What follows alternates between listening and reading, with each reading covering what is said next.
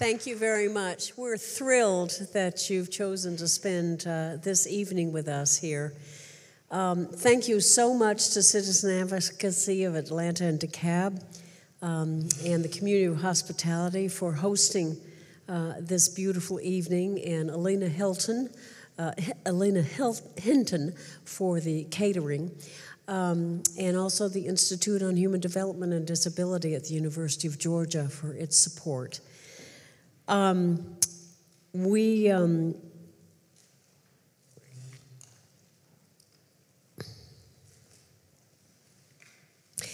just overwhelmed with everybody being here. We've planned this for so long, and I first heard the story of Jennie Raffield Williams from Cheryl, her granddaughter, who's in the cast tonight. And when I listened to the story, I said, this story must be told. And we created this community storytelling event to collectively witness and reflect on Jennie's life and her resilience and her fidelity of her family. Everyone here acting in the cast tonight have as part of their life's work a role in the disability justice movement. And so we have deep appreciation for the performers who've all graciously given their personal time to rehearse for this event. And I'm now going to introduce to you the cast, and they're going to walk in.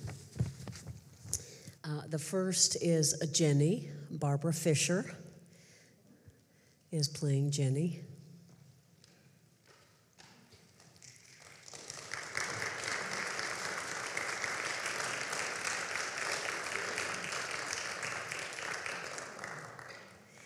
And Will is Jennie's husband, played by Rob Chandler.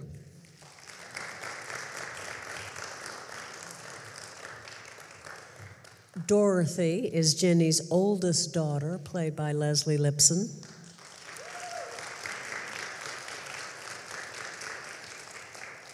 Cheryl, Jennie's first granddaughter, played by Cheryl.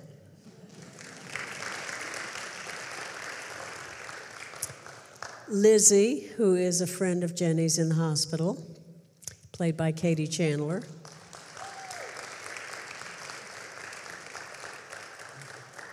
And Bertha, who is a friend of Jennie's in the hospital, played by Derona King.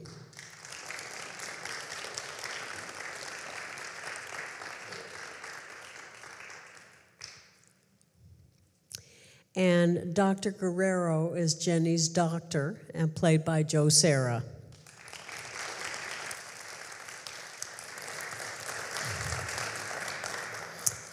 And Rosemary, Jennie's caregiver, is played by Maria Pinkleton.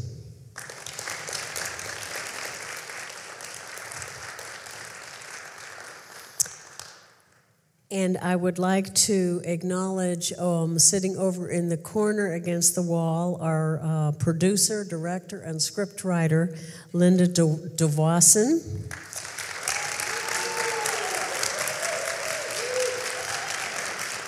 Without Linda, we would not have this event this evening. And sitting over here at this table is Dana Lloyd, who was our, all the way along, a performance coach, organizer behind the scenes, pulling it all together.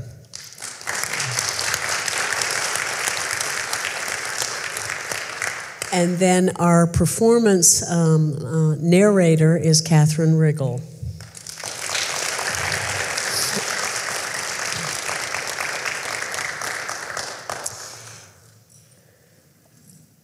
Now, at the end of the performance, the cast will be able to join you at the table, and we'll have a short time to have questions, if you have any questions for myself or the cast, and then we'll have a chance to reflect at your table about what you've witnessed during listening to the story, and a question to ponder if you choose.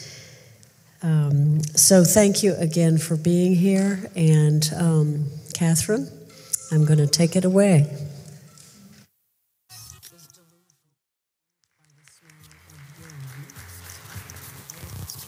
20,954 days.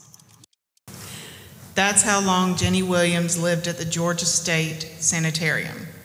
But that number tells us very little about how that time was spent or about Jennie. The people who lived with Jennie and loved her, fill in the blanks. Some of those folks really existed, and others are imagined. They all give voice to Jennie's story. Jennie Raffield was born in 1899 in Dublin, a town in South Georgia. She grew up with her siblings, Felton, Annie, and Edgar.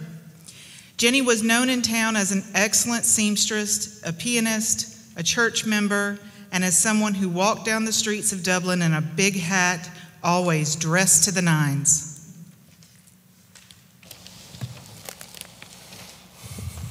I've known Edgar Raffield for many years now. I never gave his baby sister much of a second thought until the other day. I bumped into Edgar and his sister Jennie at the Flanders drugstore. Jennie, you and I meet up at the soda fountain every so often.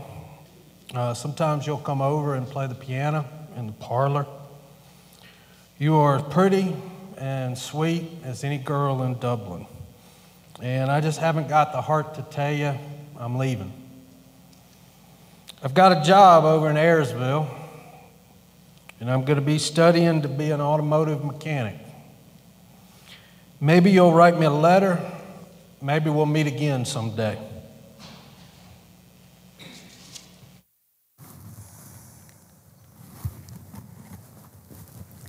September 27th, 1915. Dear Will, are you really coming home to stay? It doesn't sound natural. But I can see you coming now, Will. Mama is just fine and said it would never do to hear you preach. I guess you know why. Oh goodness, school is so dull. I played hooky today and I'm expecting to catch it at any time. Sure did have a good time, though. Will comes back to Dublin. It isn't long before we fall in love. And he asks me to marry him. Jennie and Will were married in 1918 in Jennie's parents' parlor, her father officiating. Once married, Will opened a garage behind the house to fix cars, and they started a family. Dorothy was their first, and she arrived in 1920. Jeanette in 1924, Billy in 1926, and baby Carl in 1928. Back in those days, Jennie's mother came every day to help with whatever needed to be done that week, and there was so much to be done. Oh, my angels, please be with me. I get so tired, and there's so much to be done, and I get so weary.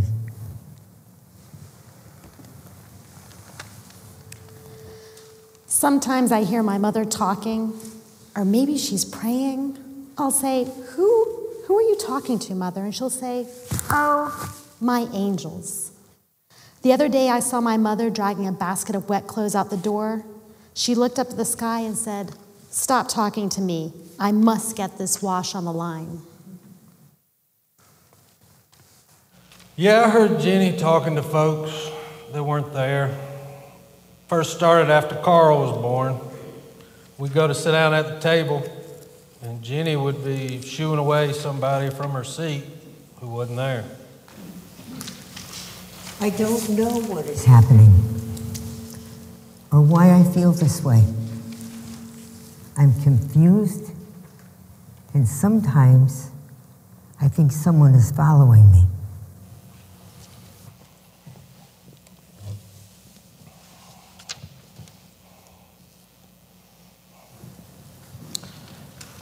Jenny, you don't seem right. You hadn't seemed right for a while now.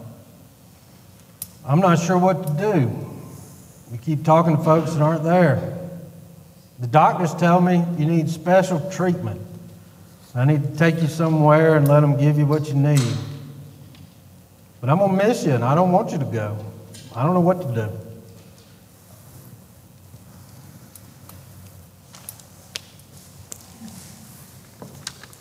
The day began like any other, and I walked upstairs and found my mother lying on the floor. I rushed to the garage to tell Daddy, and he rushed over. He said there was a hospital in Milledgeville with doctors that could help. Daddy told me to get Mother's suitcase and pack out some of her things. The boys began to cry. I went to my mother's bedstand, got her Bible, and placed it in her hand. Mother hugged all of us, and Daddy said he was taking Mother to a doctor who could help her get better.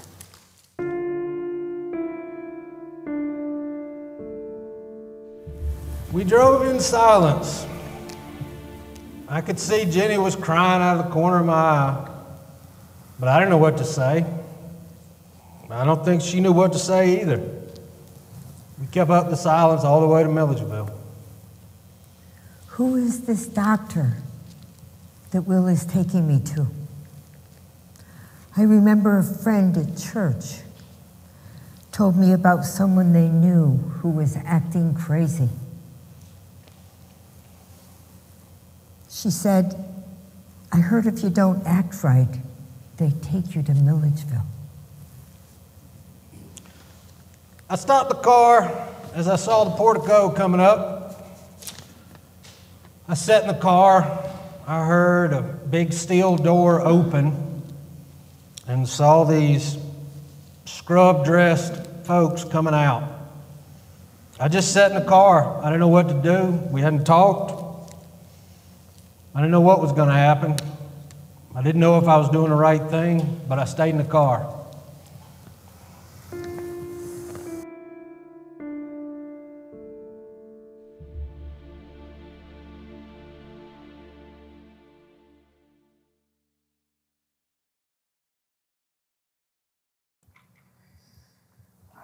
When Will left me, I felt something halt in my chest.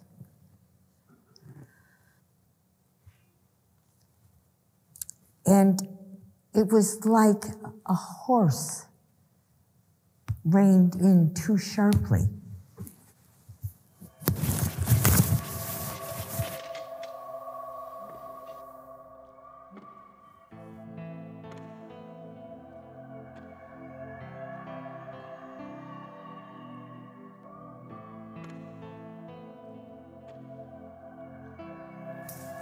I saw people inside. Some of them were naked.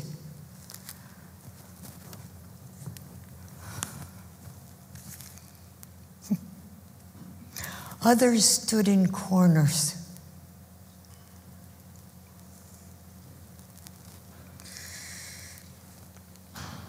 Or sat, balled up on the floor,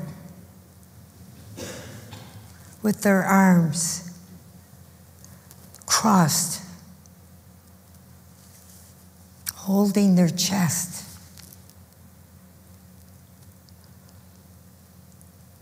And I wondered, who will hold me now?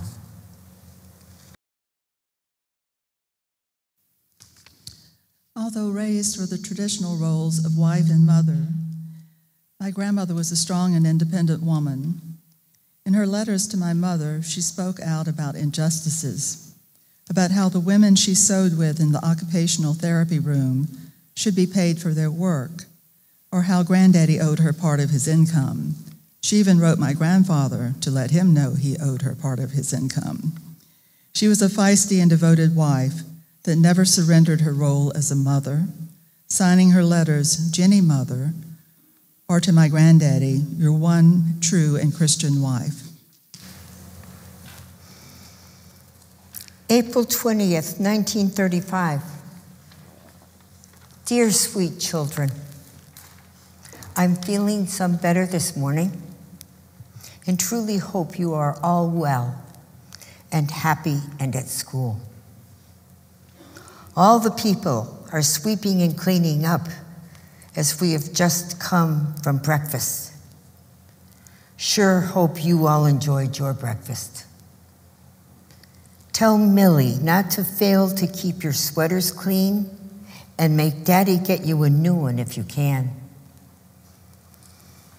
Make Daddy let you all come to see me before Easter.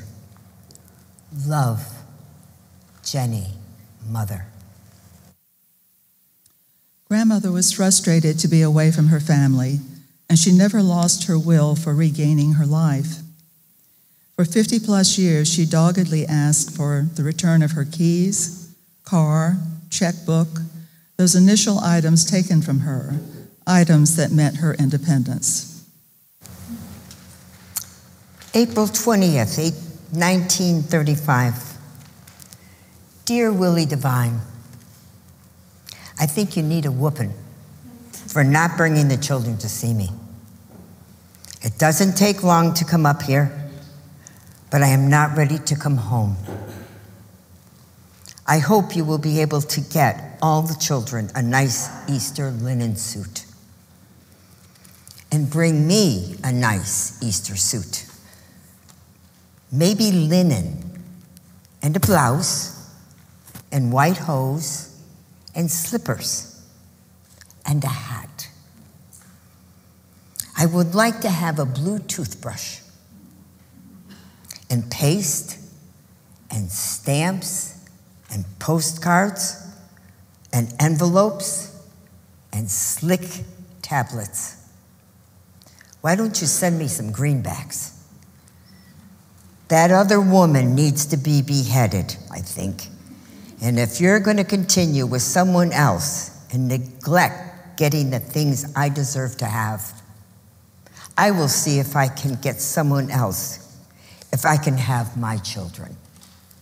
Jennie. Time has a strange way of passing in a place like this. One day, even a single minute, can feel like an eternity. And then in the blink of an eye, 365 days have come and gone. Losing a sense of time can contribute to a loss of identity, erasure. It means a loss of a sense of self, a loss of personal history, a loss of continuity in relationships, a loss of meaningful social roles, a loss of your place in the world. And Jennie is battling to keep her sense of self any way she can. It's a tough fight in here, and I'll tell you the odds are against her. But Jennie has a family that cares, and after 365 days of waiting, the doctors have given the okay and allowed Jennie visitors. We went to see my mother and visited for about an hour. She appeared much better, and she still really wanted to come home. My daddy sat in the chair opposite of her, fingering the cap in his hand. I would give anything if my mother was only well. She's been in her present condition since I was 4 years old. I have missed a lot, but I don't regret that so much. I'm thankful I did have a mother, and she was able to stay with us as long as she was, and she was sweet, and she was good, and dear to us. I live in hopes that someday in the near future, she'll be well, and she can come home and stay with us. Before I know it, the visit is over. I don't have words to say everything in my heart, and neither does my will divine. Will you hold me for our goodbye? I'm still your will divine.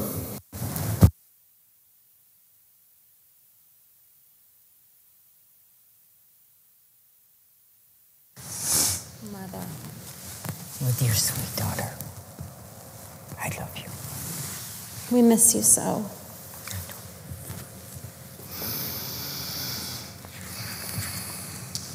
Even though I remember my visits, my knowledge of grandmother as an individual were superficial at best. We did not have the luxury of sleepovers, shared secrets, and lengthy holidays.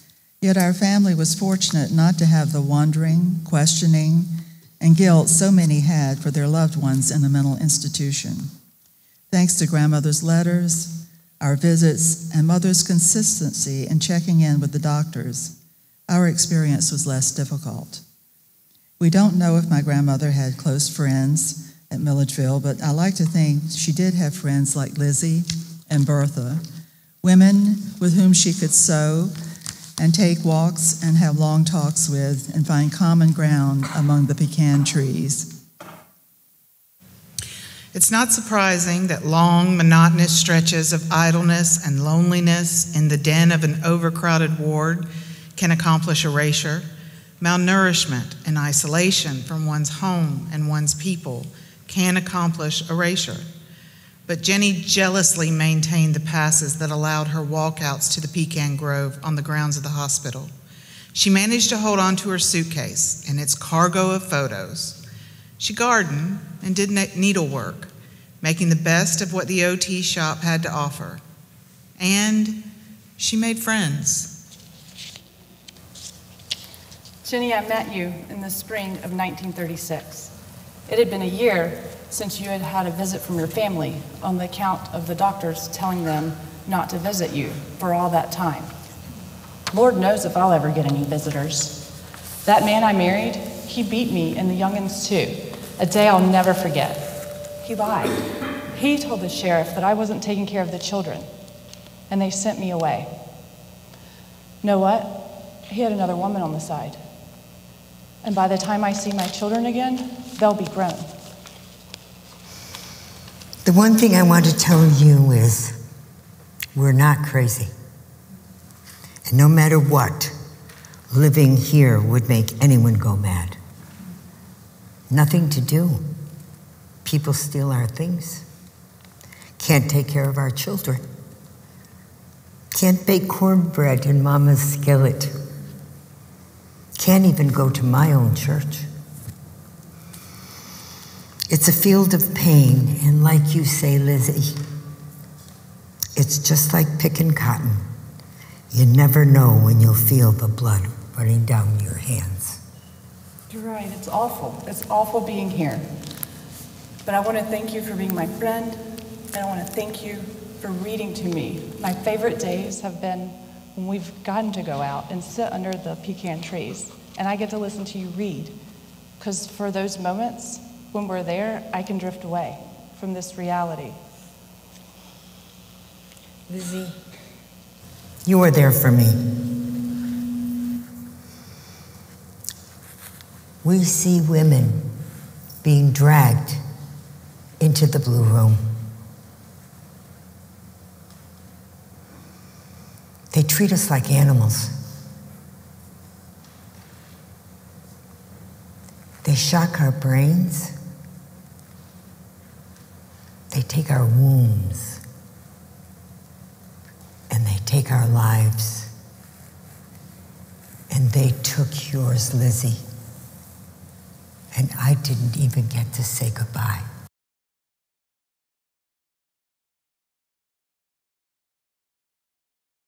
According to The Builder, the hospital newsletter written by staff and patients in the spring of 1966, the Dogwood Garden Club met in Arnell 1 West building.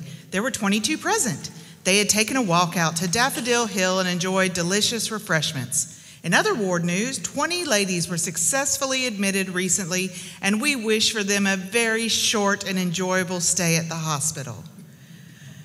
News of training at the Georgia Mental Health Institute in Atlanta for psychiatrists, clinical psychologists, social workers, psychiatric nurses, and chaplains were designed to fill what Governor Carl Sanders has termed the biggest problem facing Georgia in the field of mental health today, the lack of trained and qualified personnel, and on and on. What's not in this newsletter is the truth of the daily lives of patients at the hospital, or the fact that the hospital was being integrated for the very first time.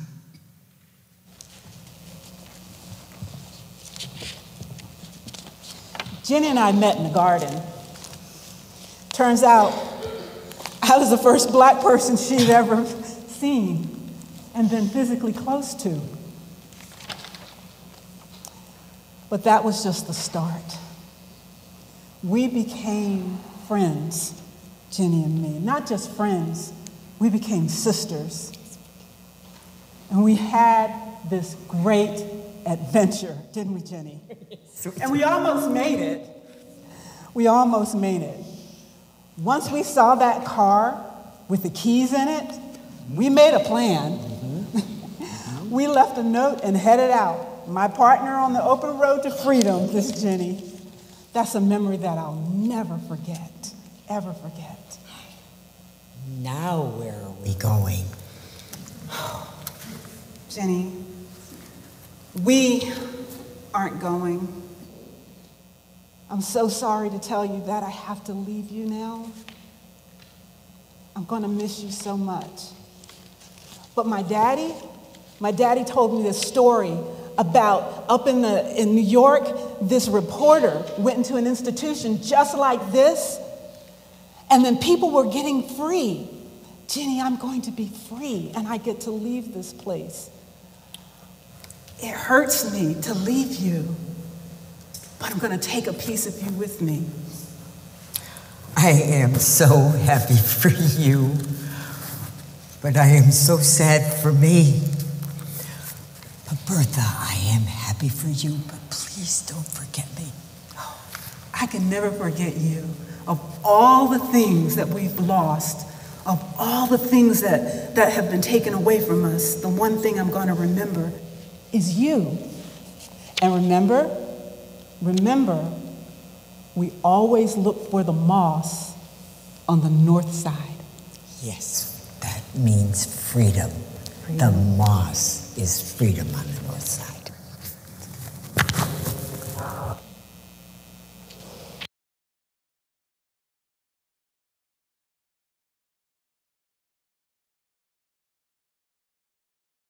In the early 1970s, several doctors from Cuba came to work at the hospital.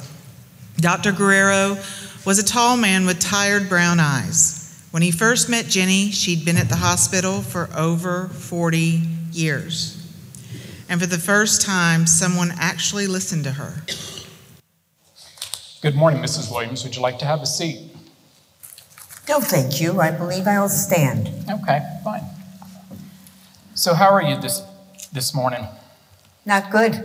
And why is that? The medicine. It makes me shake sometimes. And the food, sometimes I can't eat it. Okay. Overall, you've been feeling poorly then? Yeah, I'd say so. This says you've been a patient here for almost 40 years. What day is today? I don't know. Every day is the same. It's just a different day. I don't know the date. Can you tell me what year it is? Well, the last time I looked over at the nurse's station, she had a calendar and it said 1973. When's your birthday, Mrs. Williams? May 30th, 1899. Very good, very good. Are you still seeing people that aren't here? No. Okay, that's great. Mrs. Williams, what would you do if you got to visit home? If I got to visit home, I would see my Dorothy. I would see my grandchildren. I would make cornbread in my grandma's skillet. I would go to my church. And I would try to play the piano if my hands weren't shaking so bad. Bueno, Mrs. Williams, very good. I'm going to talk to the nurses. We're going to see what we can do about getting you a visit home. Well, it's about time. 14,617 days. more than 40 years. I struggled to wrap my head around this length of time and the impact that this has on one's life when they're away from everyone that they love, everything that means anything to them. I think about all the things that happen in a person's life over 40 years, all the memories, marriages, new babies, graduations, tailgating parties at football games, symphony orchestra concert, faith celebrations, being loved by family and friends, having others to love. I think about Jennie and how every day for more than 40 years, Jennie sat in isolation, away from her will, her children, all the things that she loved so dearly.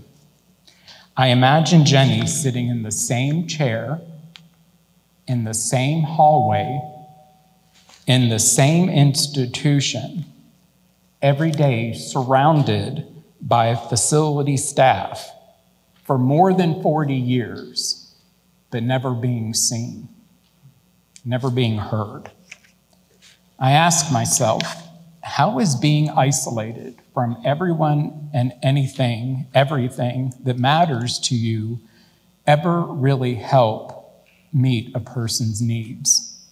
Jennie's story, like so many other people's stories from institutions, illustrates why institutional settings are not appropriate now, never were in the past, and will not be in the future. People are always best supported in their homes and in their communities, surrounded by people who know them and love them.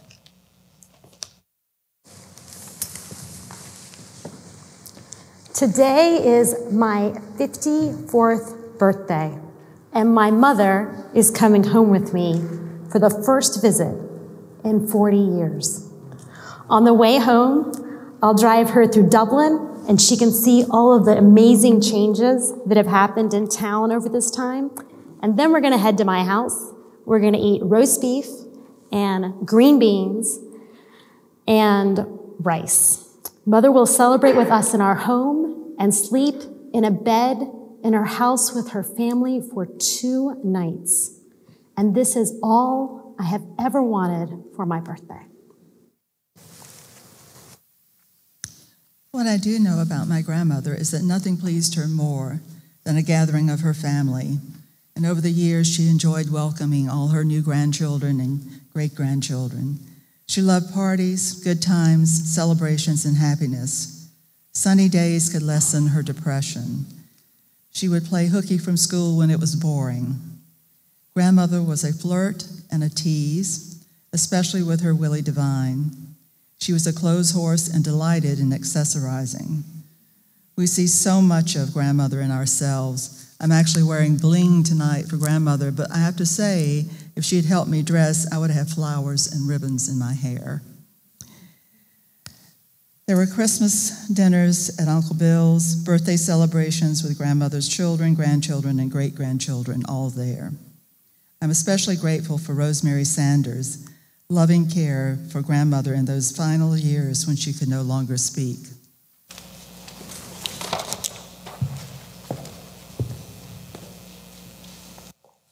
They called it the asylum in those days. I started in 1969. I made $428 every 2 weeks. Central State was the biggest employer in Milledgeville then, and people said, if you got a job at the hospital, you were set for life. Jennie, I met you in 1990. By then, you no longer speak, but you would stroke my face and kiss my hand. You would look at me, and I knew what you wanted. When I first came to work here, they told us not to attach yourself to the patients. I tried not to, but Jennie, you are a heart. You light up when I come into your room. You hug me and try to make words. It does something to you. You know that person belongs to somebody. They could be your son, your daughter, your mom, your dad. Back in those days, people in the community could just call up. Men could bring their wives there for a week or two. Someone could call the doctor and say, she's having episodes, needs to come to the hospital. I noticed a lot of husbands bringing them in. Seemed like they wanted to get away from their wives. And some of the staff were abusive to the clients. Some slapped them, let them stay soiled, or didn't feed them. People would get shock treatment for acting out, or if they couldn't remember the day of the month or the year. We put them on the cart and put a band around their heads. They lay with arms outstretched for 10, 15 minutes. We had to hold them down. It was awful to see them take those treatments.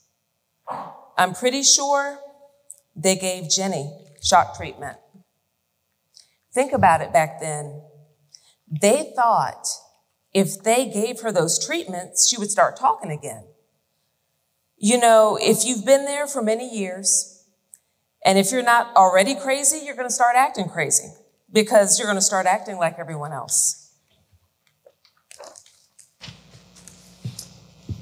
We recognize that grandmother lived in horrid conditions and suffered medical inadequacies. Our family was not in a position to provide better for her until near the end. We are sure that she had electric shock treatment, and we suspect that she was sterilized. There are many unknowns about her life, but what I do know is that my mother, Dorothy, set an example for all of us. The devotion she had to her family, to her parents and her siblings, lives on. We are a family that loves, a blessing surely instilled by grandmother through her children. Institutionalization sends a repetitive and unwavering message to families. This is the best place for her. She's getting the care she needs, and you cannot care for her. And in time, that message becomes the reality. A family's ability to create a counter-narrative is virtually impossible.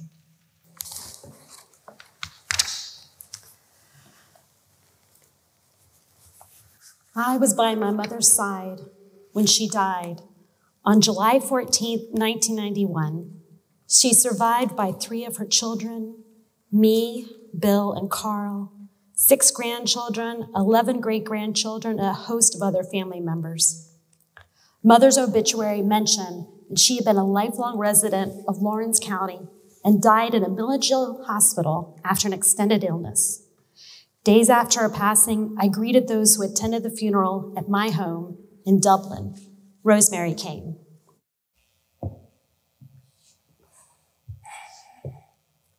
Jennie sometimes had a little sadness in her eyes. If I said your name, she would drop a tear. I tried to encourage her.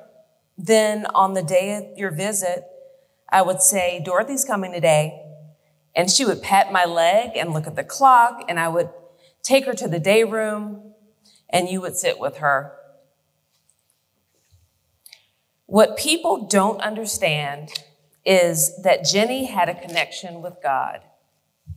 Talking to the angels was her way of communicating to God. What they misunderstood about it is that Jennie had faith. That's what kept her alive. We've all got an angel. We just get so caught up, we forget.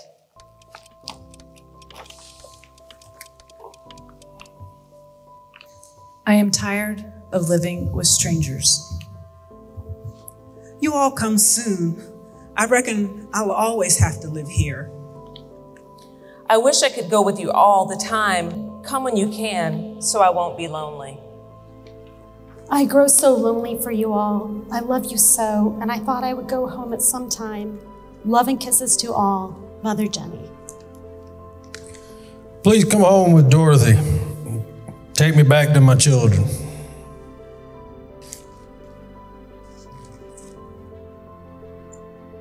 A system tasked to heal and support forgot Jennie. Her family did not. Despite everything, she never lost her sense of self. Her story is a quiet witnessing to resistance, and her words live on. I want to go home and live with my husband and my sweet children. I want to live with you and the children. Love and best, Jennie, thy Christian wife. P.S. Love but one mate.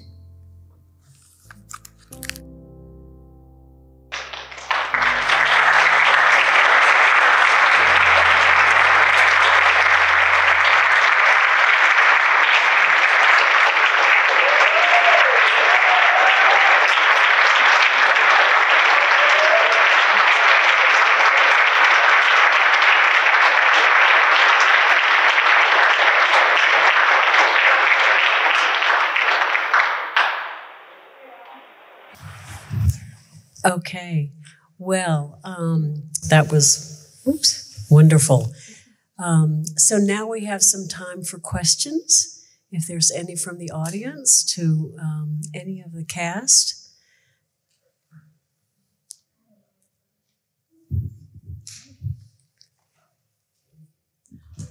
Hello? Okay. Oh, yeah, fine. Yeah. I just wondered, was there ever any pretense of a diagnosis? What was the rationale for putting her away? Well, we were only able to get 20 years of records of Jennie's life there in the institution. And so there were several diagnoses across those pages. So there were various diagnoses, not just one.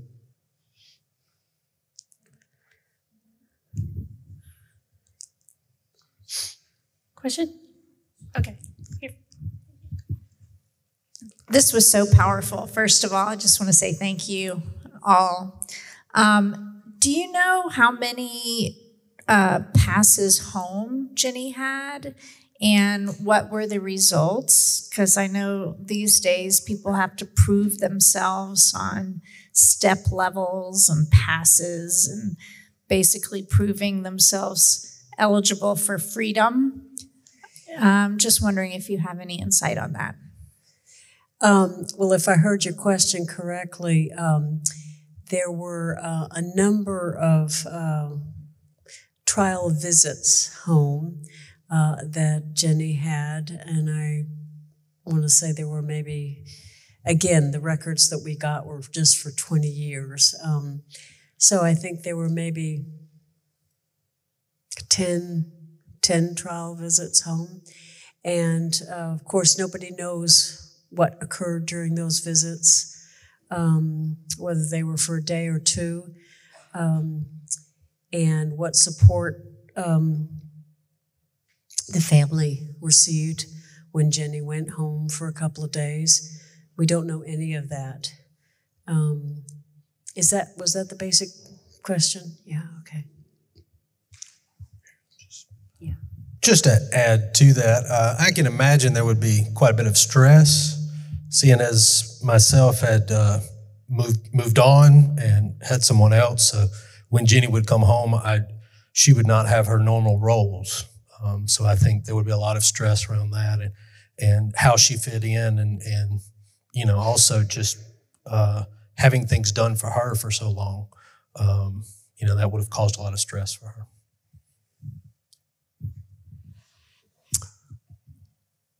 Gillian and all, I'm noticing the wonderful tree background behind all of you. And I recall in reading your wonderful book that you did some stories of Jennie herself being outdoors, loving it so much, and enjoying nature so much. Is that something she described or wrote about herself? Or tell us about Jennie connecting with the beautiful, beautiful outdoors. Well, I think I'll let Cheryl answer that question. And speak up, Cheryl. Yes, she did often write about going out. She was a member of the garden club at the hospital. So she went out often with them to work in the gardens. and she enjoyed that very much. And she always liked to go on picnics. And usually when we went to see her, we would go to a picnic either on the grounds or sometimes we would go out to Lake Sinclair. We would get permission to take her out there. One of the things that we think happened because Jennie was someone who had a high school education, she could read and write. She had some privileges that were not given to everybody in terms of having a walkout pass to go out onto the grounds around the hospital buildings with her friends, Bessie, Bertha, and Leslie, and walk. And so that was one of the things that we think sustained her over time.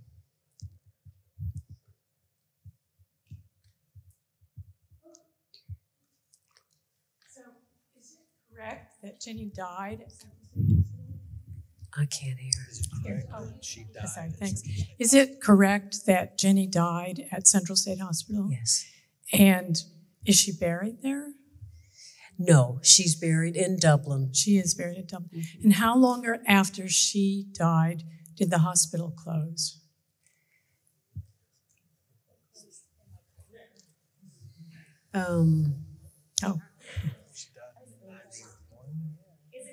She. There's still people there. Yeah. It's not closed. There are still people.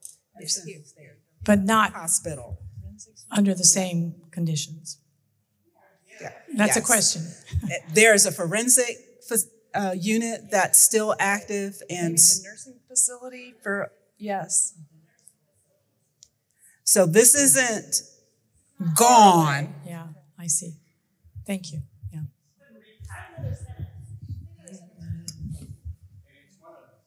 Several hospitals are still free, so we still to this day monitor these institutions to ensure the safety and the well-being of the folks that are forced to live there, because clearly these folks do not want to be there.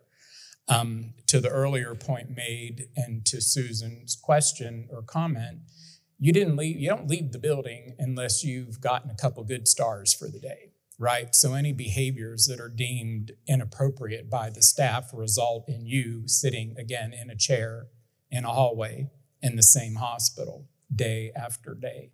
But no, the institutions are still open. People are still admitted.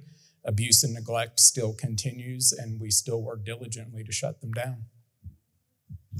And I think the other thing that's still very present is abusive ideologies given in the idea of treatment. So whether it's electroshock or other types of unusual surgeries or the use of bleach for kids who have autism or other types of massive over-medication that causes people to have life-shortening experiences, these things are still constant and present all over our country and the world. Jennie's story is so powerful because it isn't over. And we really are so grateful that you shared this information and Gillian wrote this. Yeah. We have one more question here. I'm just wondering if when the two doctors came from Cuba, if that is the beginning of the time that Jennie was able to then go home, or was it just a change in medication, or what were the results of, for the first time, having a doctor being able to listen and hear her? I think the most critical piece of that is Dr. Guerrero saw her and was one of the first people to actually see her and be stunned by the fact that this woman was forced to live in this institution for more than 40 years. Also, you could say that in the 70s, that sort of began a movement throughout the country of deinstitutionalization, people moving into the community. So it really started off, again, in the 60s, there started to get some momentum. But I think, the institutions are viewed through a medical model, right? You act a certain way, you're going to get another medication added to the 20 that you're already taking, to the point where people can't hold their heads up. People don't know who they're interacting with. You know, I would say the crime still continues.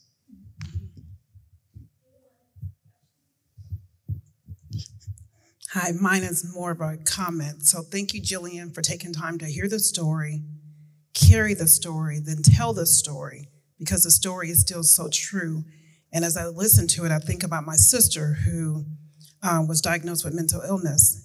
And she chooses not to be married, even though she loves her husband, because whenever they have a disagreement and the police comes out, they take her to the hospital, they take her to the institution, they take her to a group home or somewhere else, and she ends up homeless. So it's a true story, and it doesn't take much for a person to end up in such a place, and to end up in such a place for a very long time. And now we see that it's still happening in a different way, and they're calling it crisis home. And you're in a crisis home for a very long time. So thank you, Gillian, and thank you all the cast. You did such a wonderful job.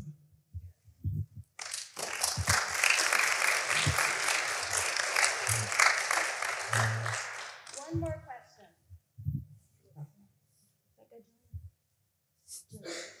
Yes, yeah. Good evening. I was wondering, Miss Cheryl, I had a question for you. I was wondering, like, when you were going to visit your grandmother, did you know where you were going? Like, did you know, like, why she was there or what the place you were going to? Or was it just kind of like, this is grandma's home? How did they kind of, like, give it to you as a child or that type of thing? I don't, it was sort of a natural thing, I guess, because I started going to see grandmother when I was 1 month old. We have a picture of me, her holding me when I was 1 month old. So anytime mother went, I went with her. And so I recognized that grandmother behaved a little differently. She talked to the angels, did things like of that nature, but that was just what grandmother did. As I got older, I could have more adult conversations about grandmother being there and certain, you know, what were things done over the years and so on and so forth. So it's just natural, and I think that's one reason our family has been unafraid, for lack of a better word, to share this story, because it was part of, you know, grandmother lived there. We went to see her there. We knew, you know, why she didn't come home and stay or have a place, you know, out where, you know, normal. So I think there was nothing, it was something that we were never ashamed of, as some families would be. And so we celebrated grandmother. Well, thank you for your questions. And now we have some time to reflect at your table about the story. And there's a piece of paper on the table. We have a question if you'd like to reflect with your table mates.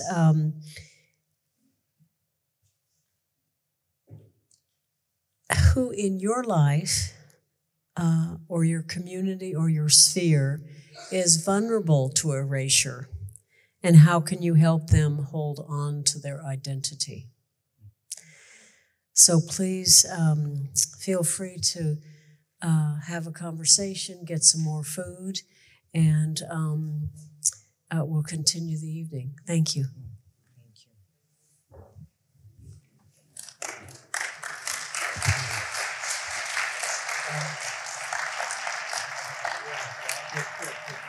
Word up, right? That was great. Whoa, come here, Lizzie.